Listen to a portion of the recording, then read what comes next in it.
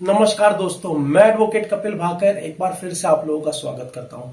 आज की वीडियो में हम बात करेंगे रेड फ्लैग ट्रांजैक्शंस के बारे में। जी हां दोस्तों, इनकम टैक्स डिपार्टमेंट उन सभी ट्रांजैक्शन को मॉनिटर करे हुए है। अगर आप भी उनमें से कोई ट्रांजैक्शन करते हैं तो तुरंत अलर्ट जाएगा इनकम टैक्स डिपार्टमेंट को और इनकम टैक्स आपको नोटिस कर देगा।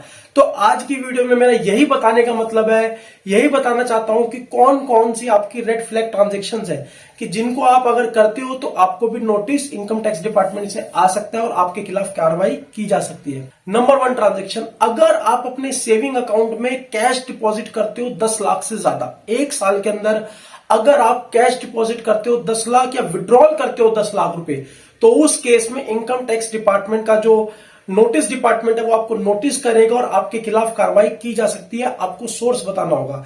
सेकंड इसके अंदर है, अगर आप क्रेडिट कार्ड की पेमेंट करते हो, क्रेडिट कार्ड के बिल की पेमेंट करते हो कैश, वो भी मोर देन 1 लाख, अगर आप अपने क्रेडिट कार्ड की 1 लाख से ज्यादा की पेमेंट कैश करते हो, जो उसका बिल पे करते हो, तो उस केस में भी आपको इनकम टैक्स डिपार्टमेंट मॉनिटर कर सकता है। आपको नोटिस भेजा जाएगा और अगर आप नोटिस का जवाब आप उसका ओरिजिन बताने में फेल हो जाते हैं तो आपके खिलाफ कार्रवाई की जा सकती है।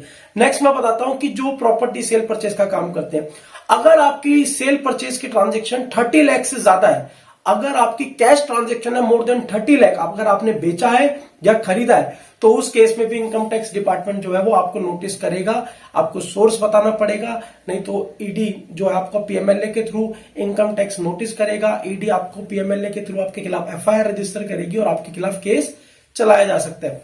नेक्स्ट उन लोगों के लिए इंपॉर्टेंट है जो शेयर मार्केट में ट्रेडिंग करते हैं कि अगर आप एक साल में 10 लाख रुपए से ज्यादा की ट्रेडिंग करते हो तो उस केस में भी इनकम टैक्स डिपार्टमेंट आपको नोटिस कर सकता है।